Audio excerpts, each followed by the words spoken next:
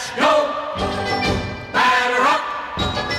We're taking the afternoon off.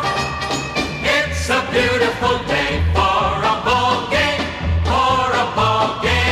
today. The fans are out to get a ticket or two. From Walla Walla, Washington to Kalamazoo. It's a beautiful day for a home run, but even a triple's okay. We're gonna cheer and boo and raise a hullabaloo at the ball game today.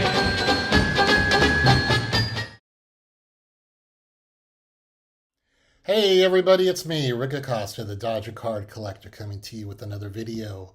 Today is Wednesday, November 27th. Very happy birthday to my sister. She is having a birthday today. I won't state her age because if she ever sees this video, she'll kill me. But a big happy birthday to my sis.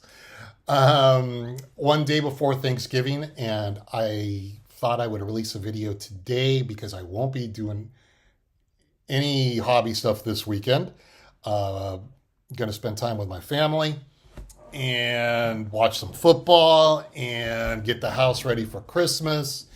I'm not much of a decorator, but I do have some things I want to take out this year for Christmas. And yeah, those are the weekend plans. Probably the one hobby thing I will be doing is I will be checking out which card dealers, which card websites will be having Black Friday sales. I know as I speak this, as of this moment, the Batter's Box, who I always bring up in Tomball, Texas, is having a 15% sale off. I'm gonna go visit. I might go visit my LCS on Friday. I don't know if they still do it, but on Black Friday, not supplies, but they would take 25% off all cards. I don't know if they do that anymore. The last time I did it, I think I bought like some 1984 Fleers, like Dwight Gooden and Darryl Strawberry, something along those lines. But I don't think they do that anymore. That was pre-COVID. But I'll still, maybe if there's nothing going on Friday or the football's bad on Friday, maybe I'll go down there and check it out. Even though I literally just said I'm not doing anything hobby-wise. But I realized last week in my last video that people were in the comments section were wishing me happy Thanksgiving. And I think I mentioned Thanksgiving once in my video. But I wanted to take a moment to thank all of you who watch, who comment, who text me, who I've met at card shows. Thank you. It's been fun getting to know people and to talk to people. And yeah, it's just really neat. It's just nice seeing that there's other people that I have things in common with. I've been seeing a lot lately, especially since the election. You know, we might not agree on certain things, and we all don't have the same beliefs. But the one thing we do have in common is that we're card collectors, and we enjoy baseball cards and football cards and basketball and hockey cards and soccer cards. Yeah, there are other of you guys that are buying other types of cards. I won't go into that. But it's been a real joy and an honor just to talk to people and hear just people with their ideas and or what they think about my collection, and then I get to ask them questions about their collection, or someone comes up to me at a card show and they're buying amazing cards, and I get to talk to them and become friends and see them at other card shows. So for that, I am thankful for, and I am going to keep that as my Thanksgiving thanks for you guys. I am also thankful because as of this, I got an early Christmas present last night. The Dodgers signed Blake Snell to a 5-year contract, and I got all the boos and all the hang-ups right there from everybody who's watching this channel. We need pitching, guys. Really, seriously. What are we going to do today? All right, the one thing, and I brought up meeting some of you, and one of the things, every time I meet someone, whether it's from YouTube or if it's somebody at a card show or even at my LCS, or God, if you're at a dinner party and someone brings up they collect, I start asking questions. And especially if you're a card collector, I start asking, what do you have? Because I want to know if we're the same type of collector, if we collect the same stuff. Or, you know, if you say, yeah, I have all these wonderful 1991 Fleer cards, then I'm like, okay. I do have some 91 Fleers, by the way, though. But I just ask people questions in general. So today, I'm not going to show really cards per se, but I'm going to show you how I display my sets. So I'm going to show you where they go and what's my method to my madness. And then I'm going to come back, because the other thing I always want to know, and I love when people do these type of videos, is they give us stats. You know, they'll say, so I've got the 1970 set, or I need 4 more to finish the 1970 set. I need 6 more to finish the 1972 set. I have all the 1963s. I like hearing that. So I'm going to come back, and first I'm going to show you some cards. Then I'm going to come back, and I'm just going to give you some stats, and I'm going to say goodbye. So let's turn the camera around, guys, and take a look at some. We're going to look at some binders today. All right, so today we're looking at how I display my sets, and all my sets are featured down here in my oak bookcase. Now, there is one set that isn't in a binder, and that's going to be over here off to the left. And that is where my graded 1941 play ball set is. That features 72 cards. I won't go into showing you every card. I think I have videos of that in the past. I just wanted to do a quick view of how I display my cases. So going back to my binders, you're going to notice I do this horizontally. Let's push that back a little. I like to display my binders horizontally.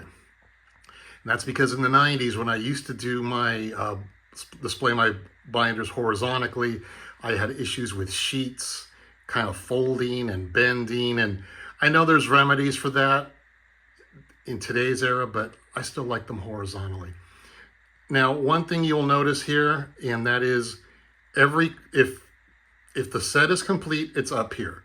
So in other words, this is a 1953 Topps set. It's complete. I won't put a set up here unless it's complete. So you won't see, like, I'm not going to show you this 1963 set and say, oh, I still need 50 cards. No, these are all complete. So we're just going to go in order here. Here's 53 Topps. Here's 57 Topps. And I also threw in my 1964 Topps Giants set in there, along with the 2011 Topps Lineage, which is basically the 1964 Topps Giants set, the 2011 version with modern cards, modern players. And that's the only set that I have in there where I threw in cards that usually I only put in one set per binder. This was my one exception. And then what I tend to do is I put in the team card here in the little slot on the spine of the team that won the World Series that year. So in 1957, that was the Milwaukee Braves. Now, as we get on to later years, sometimes you'll see photocopies. Here's my 63 Topps set. Here's my 1965 Topps set.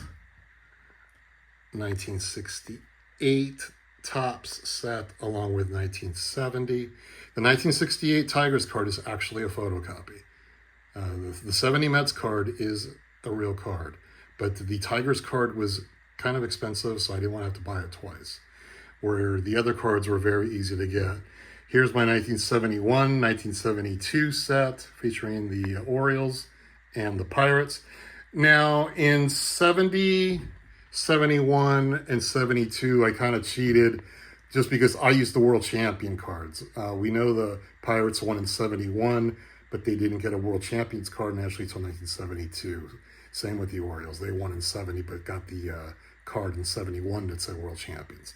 So that is my exception to the rule of teams that won the World Series that year.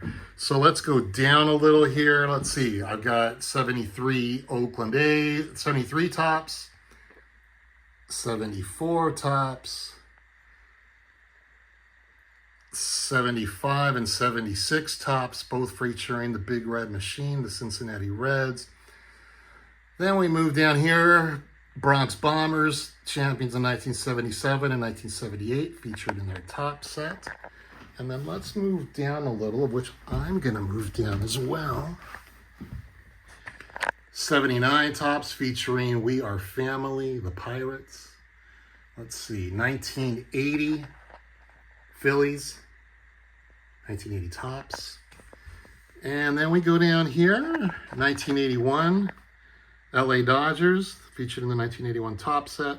And now in 1982, Topps stopped releasing team cards.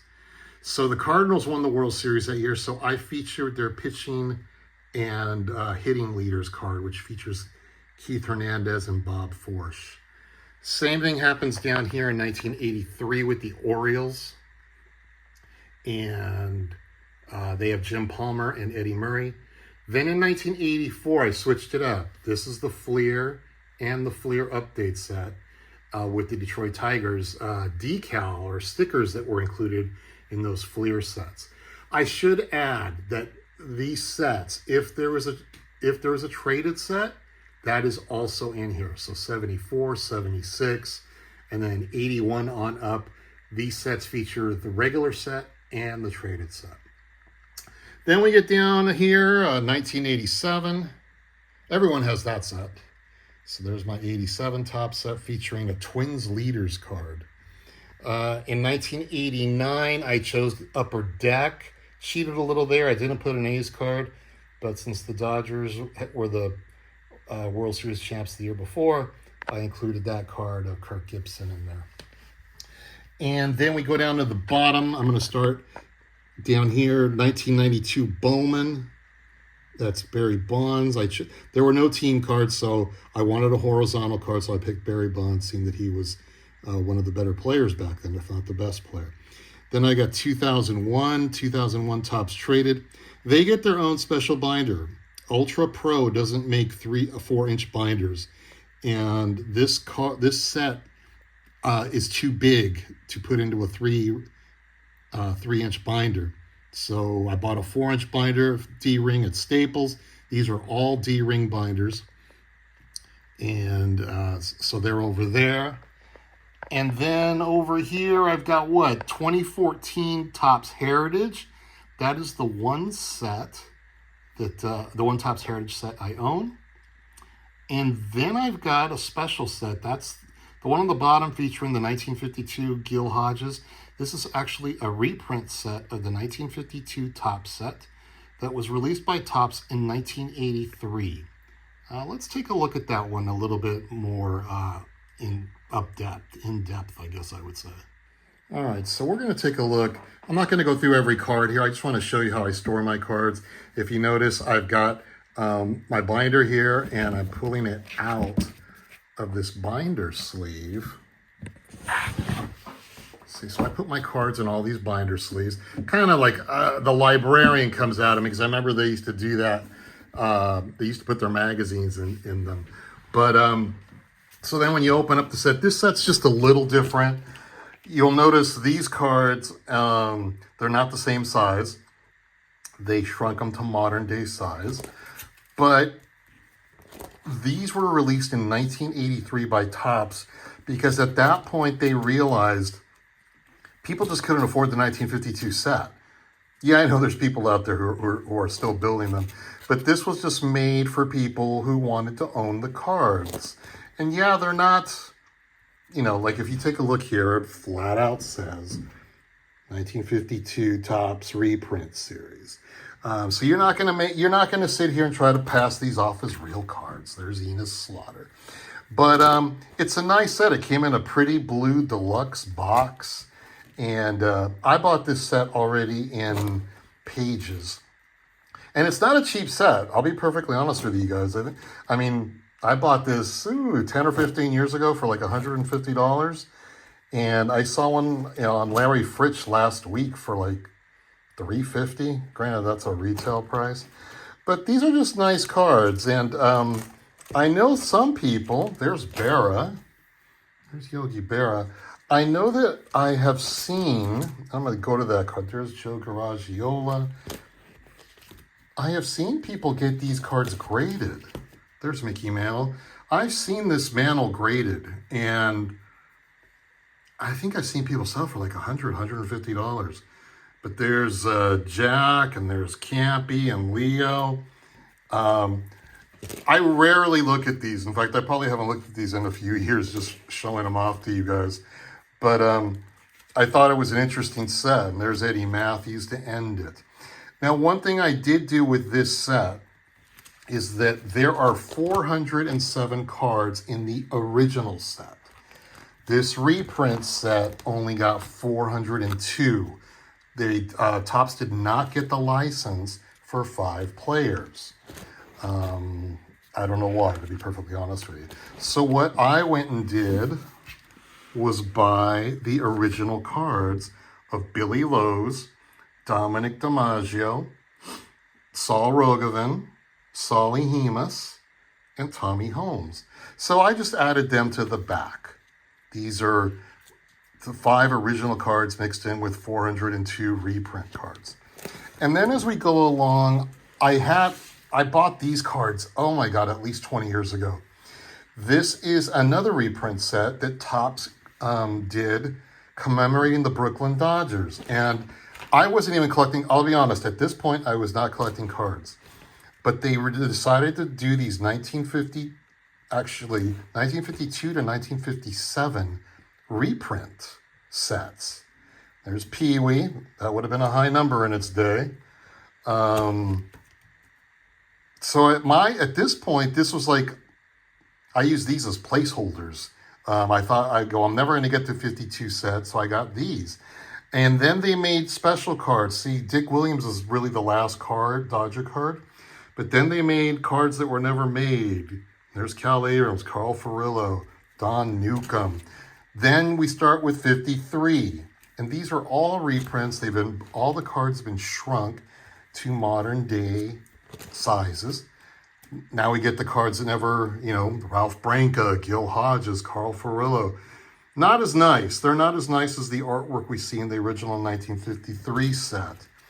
There's more up here, Billy Cox, Russ Meyer. Then we start with the 54 reprints. And I remember when this set came out, I go, I just have to have this. For 54, they had a Roberto Clemente card on Montreal, Don Zimmer. Remember, Campy doesn't have a 1954 card, so they made one for him. And this is just kind of a fun set to look at, and as we go into the 55s, and just admire. And they're not worth that much. See, there's a 55 Walter Alston that was fabricated, Don Drysdale. Then they made World Series cards of them beating the Yankees. Then they did a 55 Bowman. So I don't see these around as much as I used to, but I know that they used to get I think you could buy this set from like $50 to $100, something like that. Let's see. 56. These were still... Okay, these end in 1956. And then you get a checklist. The Topps Archive Baseball, 1952 to 1956. Brooklyn Dodgers commemorative set. So I just wanted to show you what I lumped in on this one. Different types of cards, but this is basically what one of my sets looks like when I put it in a binder. All right, so I'm back, and I wanted to give you a recap of what you've just seen and just kind of tell you what I have in my collection. You guys know I have 3 fastest in my collection. I'm only going to talk about my sets. I won't go into my Dodger cards or my Hall of Fame graded cards. Just the cards I just showed you. So only talking about sets, and I'm going to be looking this way a lot just because I have no notes here. So I want to tell you what sets I own, and then I'm going to pose a question to you at the end because I want to know what I should do next. So complete sets that I have are 1941 play ball, 1953 Topps, 1957 Topps, 1963 Topps, 1965 Topps, 1968 Topps, and then 1970 through 1983 Topps. And those include any updates. And then 84 is Fleer and Fleer update. And the reason I chose Fleer, you guys, is because instead of Topps was because that was a collection that was a little bit harder to build, a little bit harder to find, and frankly, they had better cards, I believe, in their traded sets. I think they had Roger Clemens, and Topps didn't, and I don't remember if they had Gooden or Strawberry. One of those guys, I believe, is missing as well. Then I skipped down to 1987 Topps, 1989 Upper Deck. Why Upper Deck? Because the 1989 Upper Deck set was their first and was revolutionary with the color fronts, the color backs. So I thought that's a great set to have. 1992 Bowman. Why 1992 Bowman? We're still going through the junk wax era, and there are the junk wax, and I'll be the first to admit I bash on it all the time, but there are some great cards in the junk wax era. The 89 Upper Deck being one set, the 92 Bowman set is another. The other one that I don't have, maybe someday I'll do it, who knows, is the 1990 Leaf set. So that's the reason I picked them. Then I have a 2001 Topps Traded set. The reason I selected that was because I try to have one set from every decade. 2001 has the rookie Albert Pujols, the rookie Ichiro Suzuki, and then there's the combo card of Ichiro and Pujols. So that's the reason I picked that. Then I have 2014 Topps Heritage set. I bought that, or I built that a long time ago. By the way, the Topps Heritage also comes with the high numbers. I built that ages ago because I never thought I would build a 1965 set, which was one of my favorites. And the 2014 design is the 1965 design. So I think I bought the first 400 and then eventually I bought the high numbers. But that's the reason I built that set. And then I have the 1952 Topps reprint set that was released in 1983. Those are all my cards. I am currently building a 1950 Bowman set, so it's not up there with those cards. And I'm about 60-something, low 60s away from finishing that. That'll hopefully be something I finish in 2025. And then so that's going to lead me to my next question. This is for you guys. Please leave me what you think in the comments. I just mentioned to you, those are all my sets. I didn't mention the little subsets. I have like 1964 Topps Giant or 1967 Topps Pinups or anything like that. But I have a set from every decade dating back to the 1940s. I do not have a set in the 2020 decade. We are now halfway through believe it or not, we're 5 years through, halfway through the decade of the 20s. And I don't have a 2020 set. And I am asking you guys which one I should get. But I am going to give you some choices. And the reasons for me as a Dodger fan are obvious. Should I do 2024 Topps? And that includes the update set. The reason being because that's the year the Dodgers won the World Series. I could use the same analogy with the 2024 Topps Heritage, which I believe that's the 1975. That's the 1975 Topps design set. I could do that. I could work on that. Or should I wait till next season? 2025 Topps update, 2025 Topps or 2025 Topps Heritage. That way I am guaranteed not having a Shohei Ohtani or a Yamamoto card airbrushed, digitized. I'll have them legitimately in Dodger uniforms. So my choices are 2024 Topps, 2024 Topps Heritage, or 2025 Topps. If there is a 2025 Topps Heritage, it would be the 1976 design, which was the first set I ever owned. So I'll make it that selection. What do you guys think? Tell me what to do next. I have to pick a set eventually here, guys. But anyway, on that note, thanks again, you guys, for watching. Thanks for sticking around this long. If you stuck around this long, happy Thanksgiving. I will be back with another video probably in about 10 days. So anyways, you guys, fabulous time with your families. Eat lots of turkey. Love Thanksgiving. Eat lots of potatoes. Eat lots of bread. Watch some football. Have a good time. And before you know it, it'll be spring training all over again. We'll talk to you later, you guys. Take care. It's a beautiful day for a ball game, for a ball